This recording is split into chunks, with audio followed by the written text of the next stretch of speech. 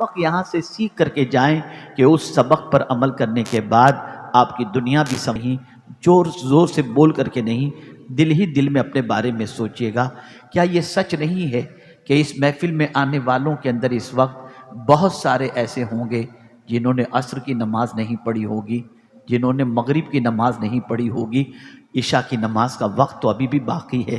میں پوچھنا چاہتا ہوں، کل بروز قیامت آپ سے یہ نہیں پوچھا جائے گا جلسے میں گیا تھا یا نہیں گیا تھا، لیکن یہ ضرور پوچھا جائے گا نماز پڑھی تھی یا نہیں پڑھی تھی۔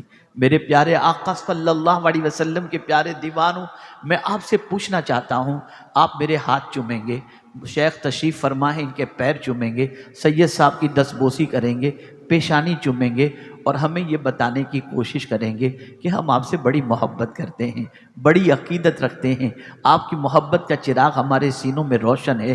لیکن میں کیا بتاؤں، میں آپ کو محبت میں سچا کیسے سمجھوں جب آپ نبی کی آنکھوں کو ٹھنڈک پہنچانے کے لیے تیار نہیں ہو تو ہماری محبت کا دم سوائے ایک مکر و فریب کے اور کیا کہہ سکتے ہیں۔ اے رسول اعظم کے دیوانوں، نماز پڑھو گے تو حضور راضی ہوں گے، نماز پڑھو گے تو مصطفیٰ جان رحمت کی آنکھوں کو ٹھنڈک پہنچے گی، نماز پڑھو گے تو اللہ عز و جل راضی ہوگا۔ رزق اللہ دے رہا ہے، زندگی اللہ نے عطا فرمائی، موت اور زندگی اس کے دست قدرت میں ہے، عزت و ذلت اس کے دست قدرت میں ہے، ہمیں سب کچھ خوشیاں وہی دے رہا ہے۔ ہم بیمار ہوتے ہیں تو وہ ہمیں شفا عطا فرماتا ہے، ہم بھوکے ہوتے ہیں وہ ہمیں کھانا عطا فرماتا ہے، ہم پیاسے ہوتے ہیں وہ ہمیں پانی عطا فرماتا ہے۔ اس نے ماں باپ جیسی نعمت عطا فرمائی، اس نے بیوی جیسی نعمت عطا فرمائی، اس نے اولاد جیسی نعمت عطا فرمائی، اس نے یہ ساری نعمتیں عطا فرمائیں۔ لیکن آپ میں سے بہت سارے مجھے ایسے نظر آتے ہیں جو کہیں نہ کہیں ملازمت کرتے ہوں گے، کوئی بینک میں ملازمت کرتا ہوگا، کوئی کسی دکان پر ملازمت کرتا ہوگا، اس کی پوزیشن یہ ہے کہ صبح 10 بجے اگر ڈیوٹی کا ٹائم ہے تو وہ 10 بجے سے پہلے ڈیوٹی پر پہنچ جاتا ہے، اس لیے پہنچتا ہے کہ میں 10 بجے اگر ڈیوٹی لا حول ولا قوت الا باللہ،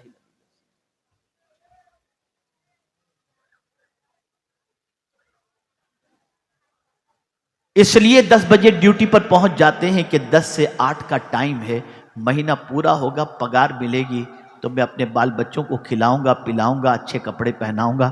میں آپ سے پوچھنا چاہتا ہوں، ایک سیٹ دن میں 10 گھنٹے آپ سے ڈیوٹی لے کر 1 مہینے کی خوراک کا انتظام کرتا ہے۔ اے میرے کریم تیری عظمتوں پر قربان، تو ہم سے دن میں 10 گھنٹے نہیں مانگتا، 1.5 گھنٹہ مانگتا ہے، وہ بھی تھوڑے تھوڑے وقت کے اعتبار سے۔ فجر میں 20 منٹ دے دو، ظہر میں 15-20 منٹ دے دو، عصر میں 10 منٹ دے دو، مغرب میں 15-20 منٹ دے دو، عشاء میں 15-20-25-30 منٹ دے دو۔ اس طریقے سے انسٹالمنٹ کے اندر وہ ہم سے ٹائم مانگتا ہے۔ حیرت ہے اس مسلمان پر جو سیٹ کے لیے دن بھر 10 گھنٹے دینے کے لیے تو تیار ہے، لیکن جو خدا زندگی دیا ہے اس کے لیے 1.5 گھنٹہ دینے کے لیے وہ تیار نہیں ہے۔ اے مسلمانوں، ہوش کے ناخن لو، اپنے آپ کو چینج کرو، اپنی زندگی کو تبدیل کرو، اپنے آپ میں انقلاب پیدا کرو۔ اگر جلسوں میں آنے کے بعد نمازی نہ بن سکے تو ان جلسوں میں آ کر کے کیا فائدہ۔ یاد رکھیں میرے پیارے آقا صلی اللہ علیہ وسلم کے پیارے دیوانوں، مجھے ایک واقعہ یاد آ رہا ہے، اس واقعے کے ذریعے میں تھوڑا سا آپ کو سمجھانا چاہوں گا۔ میرا ایک دوست ہے جو 5 وقتہ نماز کا پابند ہے، ایک وقت کی نماز بھی کبھی جان بوجھ کر کے اس کی قضا ہوئی ہو مجھے یاد نہیں ہے۔ ایک دن مجھ سے ملاقات ہوئی تو مجھ سے کہنے لگا، یار کیا بتاؤں، آج جو میں نے فجر کی نماز ادا کی نا، ایسی نماز کی لذت مجھے زندگی میں آج تک میسر نہیں ہو سکی۔ میں نے کہا یار ایسی کیا بات ہے کہ تمہیں آج فجر کی نماز میں ایسی لذت ملی جو باقی زندگی کے اندر تم کو نماز میں لذت نہیں مل سکی، ایسی لذت تم کو ملی ہے، ذرا بتاؤ کس طریقے کی تمہاری نماز تھی کہ تمہیں ویسی لذت ملی۔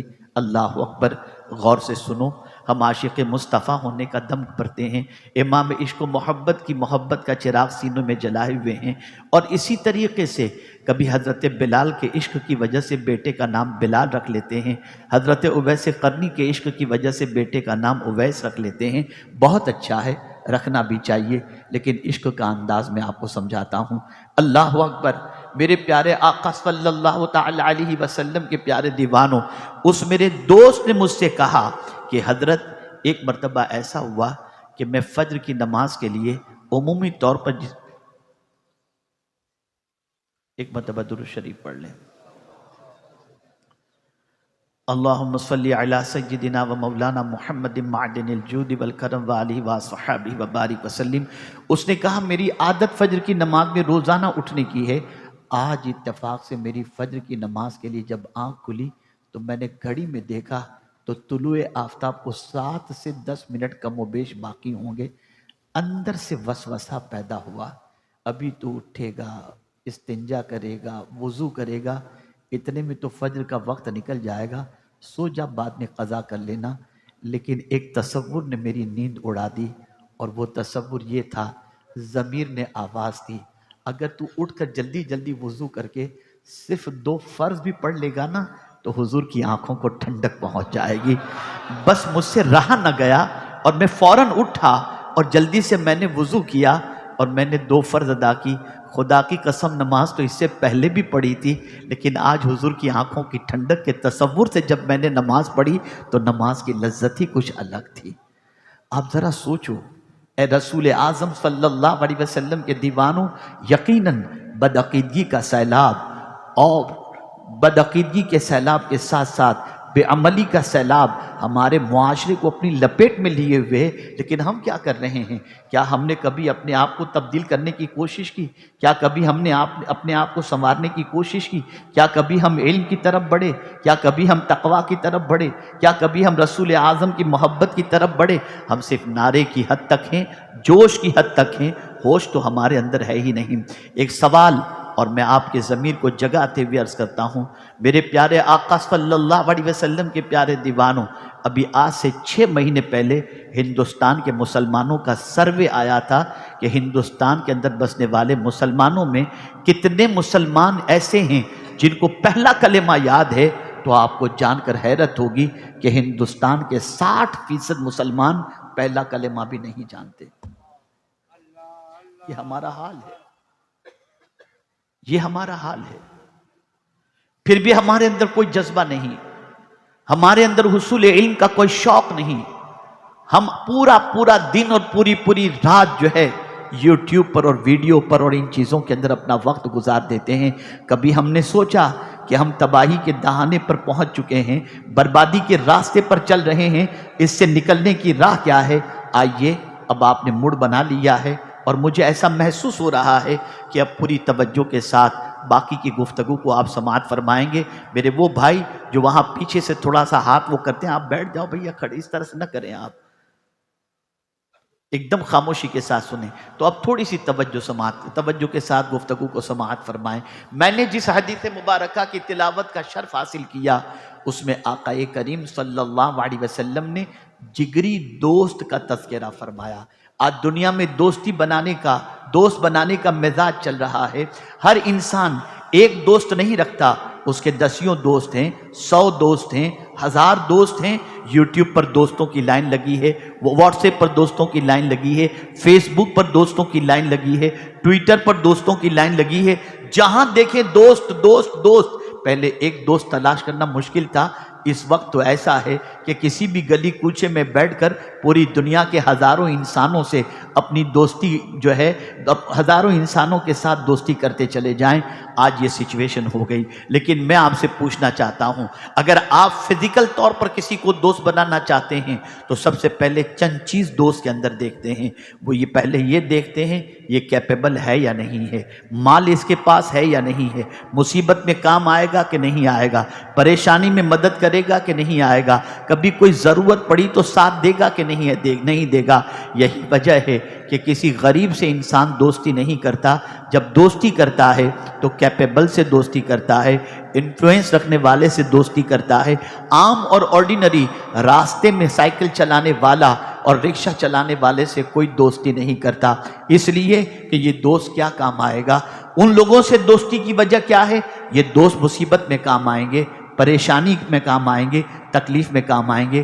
لیکن میرے آقا صلی اللہ علیہ وسلم نے ہمیشہ ایک قاعدہ عطا فرمایا، جو جو چیزیں حضور نے اختیار کرنے کے لیے فرمائیں ان ساری چیزوں کے حوالے سے یہ ضابطہ ذہن کے اندر رکھیں کہ کبھی سرکار صلی اللہ علیہ وسلم نے ایسی چیزوں کو اختیار کرنے کے لیے نہیں فرمایا جن چیزوں کا فائدہ صرف زمین کے اوپر ہو، بلکہ حضور نے جب بھی کوئی چیز اختیار کرنے کے بارے میں فرمایا تو اس کا فائدہ زمین کے اوپر بھی ہو، زمین کے اندر بھی ہو اور میدان محشر میں بھی ہو، دونوں جہاں میں جس کا فائدہ ہو اس چیز کو اختیار کرنے کے لیے اللہ کے رسول صلی اللہ علیہ وسلم نے فرمایا۔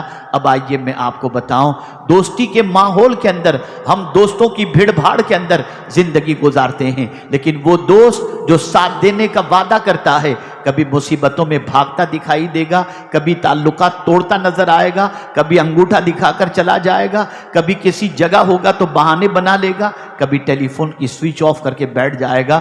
یہ دوستوں کی پوزیشن ہوتی ہے۔ اور اگر ایسا نہیں ہے، دنیا میں کسی طرح سے وہ کچھ کام بھی آتا ہے، لیکن اس کے بعد جب جسم سے رشتہ ٹوٹ جاتا ہے تو اس کے بعد وہ دوست قبر کی تاریک وادی میں ہمارے ساتھ نہیں آتا، ہمیں قبر کے سپرد کر کے وہ چلا جاتا ہے۔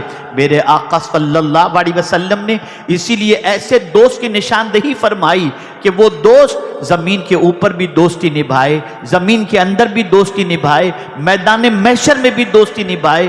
تو میرے آقا نے فرما دیا کون ہے تمہارا جگری دوست، کس سے تم دوستی کرو؟ تو اب سرکار نے فرمایا علیکم بالعلم فإن العلم خلیل المؤمن، علم کو لازم پکڑو کہ علم مومن کا جگری دوست ہے۔ اللہ اکبر! جب سارے دوست ساتھ چھوڑ دیتے ہیں علم ساتھ نہیں چھوڑتا۔ قبر کی تاریک وادی میں ہم جب پہنچتے ہیں تو اگر ہمارے پاس علم ہے تو تینوں سوالوں کا جواب وہ علم کی وجہ سے بندہ دے کر جنت کے بچھونے پر سوتا ہوا نظر آئے گا۔ علم ایسا سرمایہ ہے جو ہر مصیبت میں کام آتا ہے۔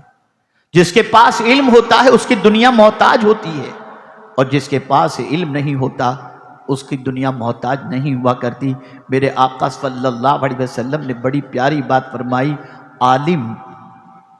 عالم پردیس میں بھی وطن کی طرح رہتا ہے اور جاہل وطن میں بھی اجنبی کی طرح رہتا ہے۔ آپ ذرا سوچو میرے پیارے آقا صلی اللہ علیہ وسلم کے پیارے دیوانوں، ایک تاریخی جملہ آپ کی سماعتوں کے حوالے کر دوں۔ آج دنیا کا ہر مسلمان چاہتا ہے کہ مالدار بن جائے، دولت مند بن جائے۔ میں کبھی سرمایہ دار کو بننے کے لیے روکتا نہیں، بلکہ خوب مال کماؤ، بہترین مالدار بناؤ، اللہ تعالیٰ سے خوب دولت کا سوال بھی کرو اور محنت و مشقت کر کے دینے والے بنو، خوب مال کماؤ۔ لیکن میں یہاں پر ایک تاریخی جملہ آپ کی سماعتوں کے حوالے کروں، ہم زندگی تو فرعون جیسی مانگتے ہیں اور موت موسیٰ علیہ السلام جیسی۔ کبھی ہم نے اس راستے پر چلنے کی کوشش کی جو انبیاء کا راستہ تھا؟ ہمیں تو فرعون کے پاس جتنی دولت تھی ویسی دولت چاہیے، لیکن کبھی ہم نے سوچا کہ اس راستے پر چلیں جس راستے پر چلنے کے بعد ہماری آخرت بہتر ہو جائے، ہماری نجات کا سامان ہو جائے، ہم قبر کی تاریک وادی میں پریشانی سے بچ جائیں، میدان محشر کی رسوائی سے بچ جائیں۔ اے رسول اعظم صلی اللہ تعالی علیہ وسلم کے دیوانوں، اتنے بڑے بڑے جلسے کر کے لاکھوں روپیہ خرچ کرنا، میں کہتا ہوں اس سے تو بہت بہتر ہے اپنے علاقے میں بڑی تنخواہ دے کر علماء کو رکھو، ٹیچرز کو رکھو اور ان کے ذریعے علم کو پھیلاؤ۔ اس لیے کہ میں آپ کو بتاؤں میرے پیارے آقا صلی اللہ تعالی علیہ وسلم کے پیارے دیوانوں، آپ جانتے ہیں علم کی برکتیں کیا ہیں، علم کا فائدہ کیا ہے۔ میرے پیارے آقا صلی اللہ علیہ وسلم نے علم کے ذریعے انقلاب پیدا فرمایا۔ آپ جانو یا نہ جانو، آپ کو میں بتا دوں، رسول اعظم صلی اللہ تعالی علیہ وسلم نے صحابہ کے اندر جو ذوق پیدا کیا وہ علم کا ذوق پیدا کیا، علم کا شوق پیدا کیا۔ ایک ایک حدیث مبارکہ سننے کے لیے ایک ایک مہینے کا سفر صحابہ کیا کرتے تھے، اس طرح سے انہوں نے علم حاصل کیا۔ رسول اعظم صلی اللہ علیہ وسلم نے فرمایا ماں کی گود سے لے کر قبر کی گود تک علم حاصل کرو۔ اس طرح سے صحابہ کو سرکار نے ابھارا کہ اللہ اکبر، صحابہ کرام علیہم الرضوان اپنی زندگی حصول علم میں گزارنے لگے، یہاں تک کہ امام ابو یوسف رحمت اللہ تعالی علیہ کے جب وصال کا وقت قریب آیا اور ان کے معاصرین میں سے ایک بزرگ حضرت امام ابو یوسف کی तबीयत पूछने के लिए गए, जा कर के पूछा अबू यूसुफ कैसे हो। ये सवाल पूछना था कि इमाम अबू यूसुफ जो बिस्तर मर्ग पर थे, पूरी तवानाई जमा करके थोड़े से खड़े होकर कहते हैं, हुजूर रमी जेमार के बारे में क्या आपका ख्याल है कि रमी जेमार जो है वो सवारी पर अफजल है या पैदल अफजल है। वो बुजुर्ग फरमाते हैं, अबू यूसुफ तुम्हारी पोजीशन सवाल जवाब की नहीं है, ये हालत तुम्हारी ऐसी है कि इस वक्त तुम्हें आराम की अशद ज़रूरत है। ये इल्मी मुज़ाकरे की पोजीशन तुम्हारी नहीं है कि तुम इल्मी मुज़ाकरा करो। इतना सुनना था। इमाम अबू यूसुफ ने पूरी तवानाई जमा की और उठ करके बैठ गए और कहने लगे, जानता हूँ मेरे जिस्म में सकत नहीं, पता नहीं कब मौत का आहनी पंजा मुझे अपनी गिरफ्त में ले ले, लेकिन क्या करूं। मेरे आका ने फरमाया है कि माँ की गोद से लेकर कब्र की गोद तक इल्म हासिल करो, तो मैं चाहता हूं मरते मरते भी कुछ सीख करके मरूं ताकि मेरे नबी के फरमान पर अमल हो जाए। आप ज़रा सोचो, ये जज्बा था, ये कैफियत थी। ए रसूल आज़म सल्लल्लाहु अलैहि वसल्लम के दीवानों, आज हमारी पहचान जहालत हो गई, न बात करने की तमीज़, न चलने के आदाब, न इल्म का कोई सरमाया, कुछ भी नहीं हमारे पास। अगर हमारे पास है तो रात के 3 और 4 बजे तक गपशप करना, गलियों में घूमना, आवारा गर्दी करना, गुटखा तंबाकू पान सिगरेट के अंदर वक्त गुजारना, माँ बहन की गाली गलौज देना।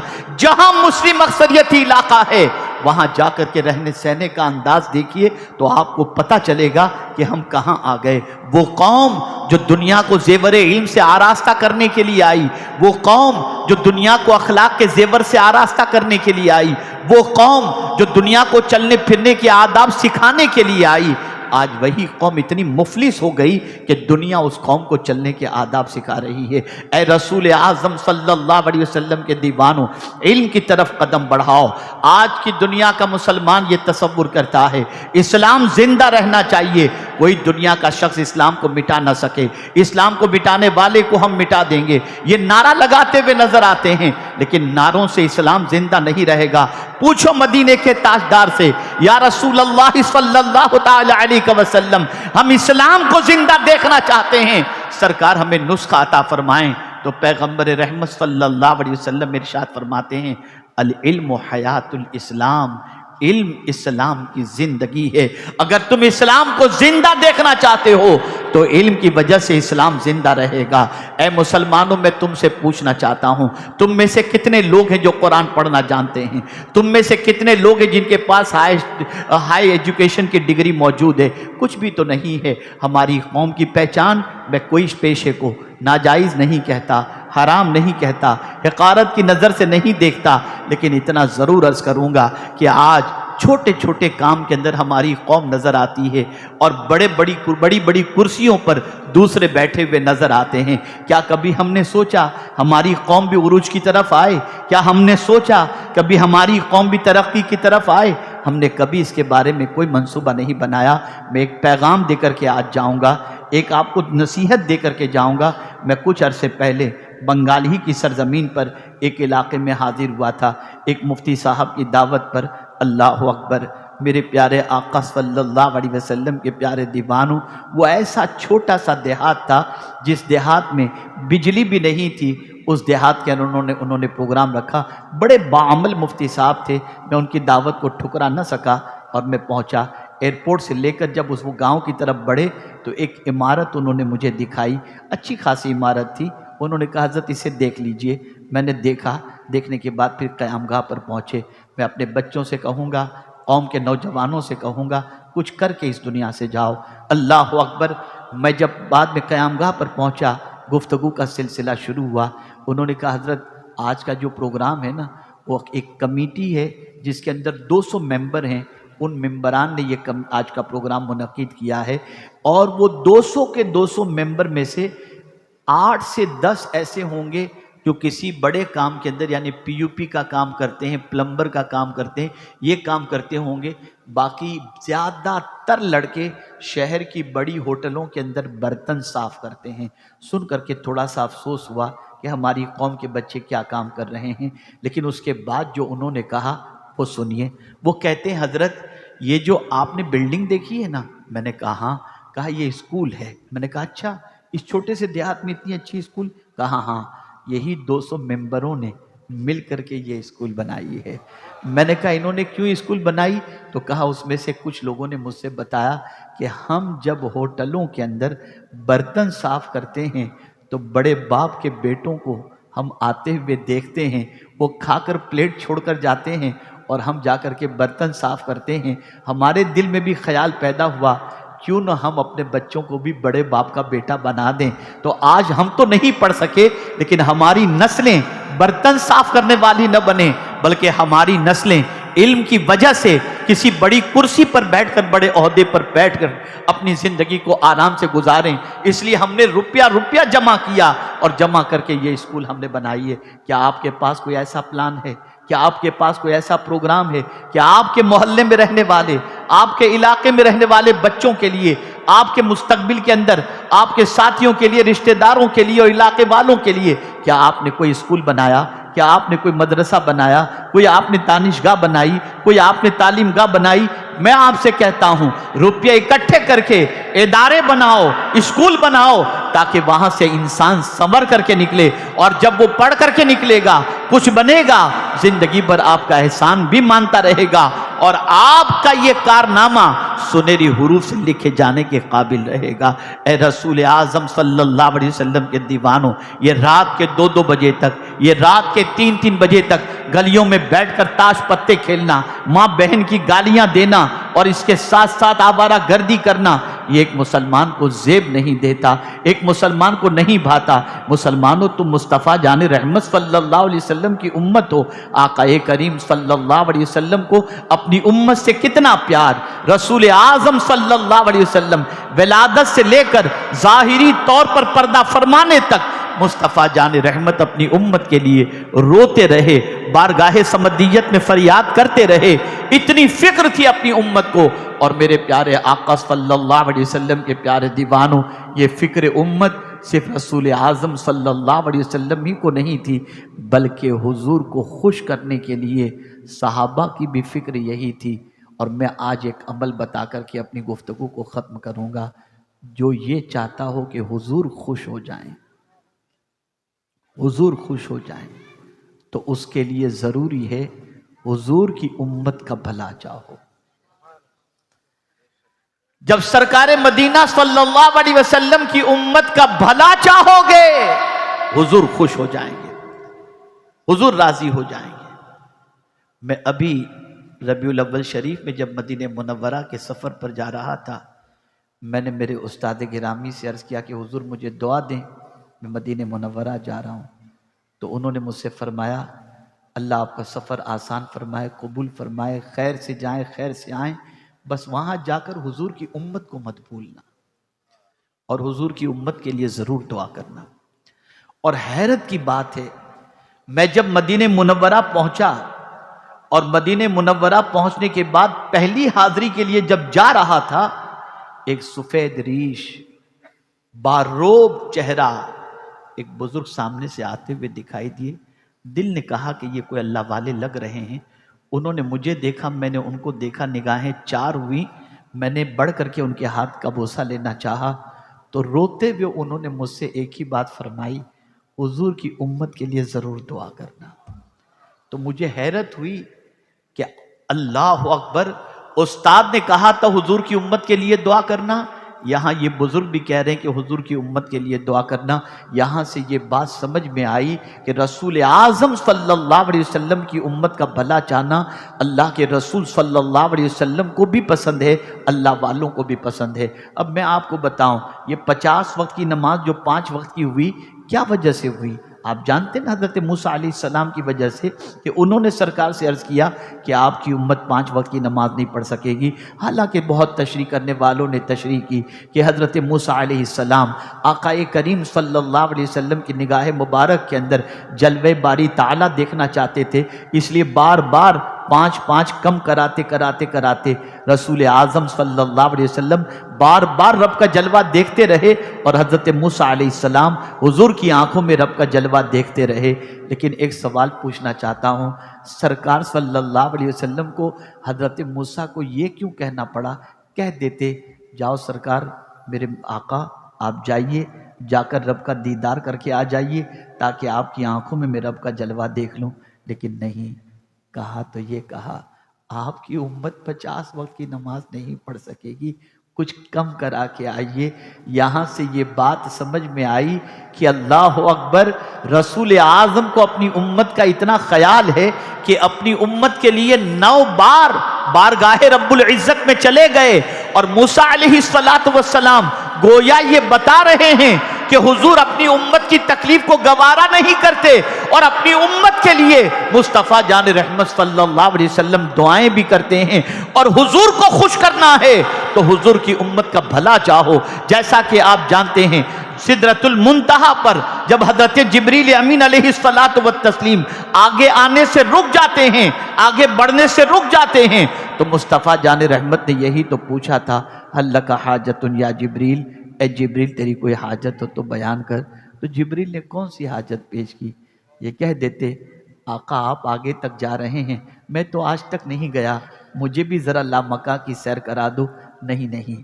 کہا تو جبریل امین نے بس اتنا کہا، آپ کی امت جب پل صراط سے گزرتی ہو تو میں اپنے پروں کو بچھا دوں، بس یہی میری تمنا ہے. اللہ اکبر. آپ مجھے بتائیے امت کی فکر حضرت جبریل امین علیہ السلام سرکار کی بارگاہ میں کیوں پیش کرتے ہیں؟ اس لیے کہ وہ جانتے ہیں کہ حضور کو خوش کرنا ہے تو حضور کی امت کا بھلا چاہو، سرکار راضی ہو جائیں گے. اب میں آپ کو بتاؤں، آقا کریم صلی اللہ تعالی علیہ وسلم نے مرنے سے پہلے 3 کام کے بارے میں فرمایا کہ آدمی جب مر جاتا ہے تو اس کے اعمال منقطع ہو جاتے ہیں سوائے 3 چیزوں کے. مرنے والا مرتا ہے، اب کوئی نیکی نہیں کر سکتا، وہ قبر میں پہنچ گیا. لیکن مرنے سے پہلے اگر اس نے 3 کام کر لیے تو اب قبر کے اندر آرام بھی کرتا ہوگا نا تو اس کو وہاں ثواب ملتا رہے گا. پہلا کام، مرنے سے پہلے کوئی علمی کام کر کے مرا ہو، کتاب لکھ کے مرا ہو، شاگرد تیار کر کے مرا ہو، کوئی ادارہ قائم کر کے مرا ہو. جب تک لوگ اس علم سے نفع حاصل کریں گے قبر میں اس علمی کام کر کے جانے والے کو اللہ فائدہ عطا فرمائے گا. اگر اس حدیث پر لوگوں کی نظر ہوتی اور عمل پیرا ہوئے ہوتے تو آج ہمیں غیروں کی اسکول کے دروازے پر پہنچ کر تعلیم کی بھیک مانگنے کی ضرورت نہ پڑتی. آج ہمارے اسکول نہیں، میں بڑی معذرت کے ساتھ، مجھے نہیں معلوم یہاں کا کیا حال ہے، لیکن ہمارے محلوں میں کیرم کلب ملے گا، جوے کے اڈے ملیں گے، نشہ خوری ملے گی، اسکول نہیں ملے گی. ہماری اسکولیں نہیں ملیں گی الا ماشاءاللہ. کیا کر رہے ہیں؟ الا ماشاءاللہ. میں نہیں کہتا کہ بالکل نہیں ہوں گی اسکولیں اپنے، لیکن اہل سنت و جماعت کو اس کی طرف توجہ دینی چاہیے. تعلیم کے میدان میں آگے آؤ، اپنی اسکول بناؤ، اپنے کالج بناؤ، اپنے دارالعلوم بناؤ، اپنی ہاسپٹل بناؤ تاکہ لوگ علم کے زیور سے آراستہ ہو سکیں. میرے پیارے آقا صلی اللہ تعالی علیہ وسلم کے پیارے دیوانوں، دوسری بات رسول اعظم صلی اللہ علیہ وسلم نے یہ فرمائی، ثواب جاریہ. کوئی ایسا کام کر کے مرے کہ جس کے بعد اس سے فائدہ اٹھانے والے کی وجہ سے اس کرنے والے کام کر کے جانے والے کو اللہ ثواب عطا فرماتا رہے. ہاسپٹل آپ نے قائم کر دیا، کنواں آپ نے کھدوا دیا، لائبریری آپ نے قائم کر دی، کچھ اس قسم کا کام آپ نے کیا جس سے دنیا فائدہ اٹھاتی ہے تو آپ اور ہم اس دنیا سے چلے جائیں گے. جب تک کہ لوگ اس سے فائدہ اٹھائیں گے اللہ تعالیٰ اس کا ثواب مرنے والے کو عطا فرمائے گا. اور تیسری چیز، نیک اولاد. مرنے والا نیک اولاد چھوڑ کر کے اگر مرا ہے تو اولاد جتنی نیکیاں کرے گی نا ان ساری نیکیوں کا ثواب اس کے ماں باپ کو اللہ عطا فرمائے گا. کیا ہم نے کبھی اس پر توجہ دی؟ کیا کبھی ہم نے اس پر محنت کی؟ کیا کبھی ہم نے اس کے سلسلے میں کوشش کی؟ اے رسول اعظم صلی اللہ علیہ وسلم کے دیوانوں، ان جلسوں کا مقصد سب سے بڑا یہ ہے کہ سویا ہوا ضمیر بیدار کیا جائے، اس راستے کو ہم تلاش کریں جس راستے پر چلنے کے بعد ہماری دنیا بھی سنور جائے اور ہماری آخرت بھی سنور جائے. میں آج کے اس عظیم الشان غریب نواز کانفرنس کے اندر تمام نوجوانوں سے بالخصوص اور باقی سارے حضرات سے بالعموم عرض کروں گا، آج سے جینے کا ڈھنگ بدل دو، جینے کا انداز بدل دو۔ اس طریقے سے نہ جیو جس طریقے سے ان پڑھ لوگ جیا کرتے ہیں، ایسے جیو کہ تمہارے جینے کو دیکھ کر کے دوسروں کو جینے کا سلیقہ آ جائے۔ اس طرح سے چلو کہ تمہارے چلنے کو دیکھ کر دوسروں کو چلنے کا سلیقہ آ جائے۔ ایسے کھاؤ کہ تمہارے کھانے کو دیکھ کر لوگوں کو کھانے کا سلیقہ آ جائے۔ اے رسول اعظم صلی اللہ علیہ وسلم کے دیوانوں، کبھی یہ مت سوچنا کہ غربت کی چکی میں پیسے جانے والا انسان کیسے ترقی کی راہ پر گامزن ہو سکتا ہے۔ تو میں آپ کو بتاؤں، ابھی اتنی غریبی ہمارے اندر نہیں ہے کہ ہم جو ہے بھوکے مر رہے ہوں یا فاقے میں زندگی گزار رہے ہوں۔ اللہ نے ابھی بھی اتنا عطا فرمایا ہے کہ 2 4 6 8 10 مہینے تک آدمی آرام سے کھا سکتا ہے، اور نہیں ہے تو اڑوس پڑوس والے کھلا سکتے ہیں۔ لیکن غربت کا ایسا دور بھی گزرا ہے جس میں کفن دینے کے لیے کفن بھی نہیں تھا مرنے والوں کو۔ ایسے غربت کے ایام کے اندر بھی لوگوں کی زندگی ایسی تھی کہ دشمن ان کو دیکھتے تھے تو کانپتے تھے اور ان کے کردار کی قسم کھانے پر مجبور ہو جایا کرتے تھے۔ کیا آپ کو نہیں معلوم غزوہ احد کے موقع پر جب صحابہ شہید ہوئے تو ان کے لیے کفن نہیں تھا، ایک چادر تھی، اوپر ڈھانکا جاتا تو نیچے کا حصہ کھل جاتا، نیچے ڈھانکا جاتا تو اوپر کا حصہ کھل جاتا۔ آقا کریم صلی اللہ علیہ وسلم نے اذکر خاص گھاس جو ہے وہ ڈالنے کے لیے بعد میں حکم دیا۔ میں آپ کو بتاؤں ایسی پوزیشن میں بھی صحابہ کا کردار کیسا تھا۔ مصطفیٰ کی تربیت پر قربان جائیے کہ صحابہ کے بارے میں حضور فرماتے ہیں، ایک قائد حضور نے نہیں دیا، ایک لیڈر حضور نے نہیں دیا، بلکہ جتنے صحابہ تھے سب کو قائد حضور نے بنا دیا اور فرمایا اصحابی کالنجوم بِأَيِّهِمْ اقتدیتم اہتدیتم، میرے صحابہ تاروں کی طرح ہیں، ان میں سے جس کی بھی پیروی کرو گے ہدایت پا جاؤ گے۔ تو آپ اندازہ لگائیں یہ صحابہ کی پوزیشن تھی، یہ کیفیت تھی۔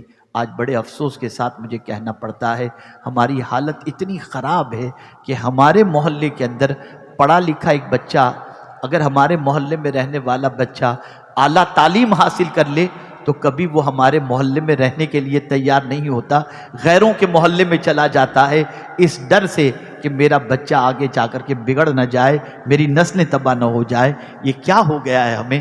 خدا را اپنی سوچ کو بدلو، اپنی فکر کو بدلو، اپنے نظریات کو بدلو، آقا کریم صلی اللہ علیہ وسلم کی تعلیمات پر عمل کرتے ہوئے زندگی گزارو، علم کا چراغ روشن کرو، جگہ جگہ علمی ادارے قائم کرو تاکہ لوگ اپنی علمی تشنگی کو بجھا سکیں اور رسول اعظم صلی اللہ علیہ وسلم کی محبت کا چراغ اپنے سینے میں روشن کر سکیں۔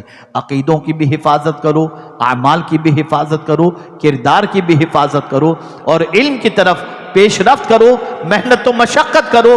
انشاءاللہ العظیم علم ایسا دوست ہے جب سب ساتھ چھوڑ دیں گے تو علم کبھی ساتھ نہیں چھوڑے گا، بلکہ علم قبر میں بھی کام آئے گا اور میدان محشر میں بھی۔ میدان محشر میں کیسے کام آئے گا؟ اللہ جنتیوں کو جنت میں جانے کا حکم دے دے گا، لیکن عالم کو جنت کے دروازے پر روک دے گا۔ تو عالم عرض کریں گے مولا سب جنت میں جا رہے ہیں، ہمیں دروازے پر روک دیا گیا، جنتی جنت میں جا رہے ہیں، ہمیں دروازے پر روک دیا گیا۔ رب فرمائے گا دیکھو یہ جہنمیوں کی لائن لگی ہے، یہ جہنمیوں کی لائن لگی، جہنمیوں کی بھی لائن لگی ہوگی۔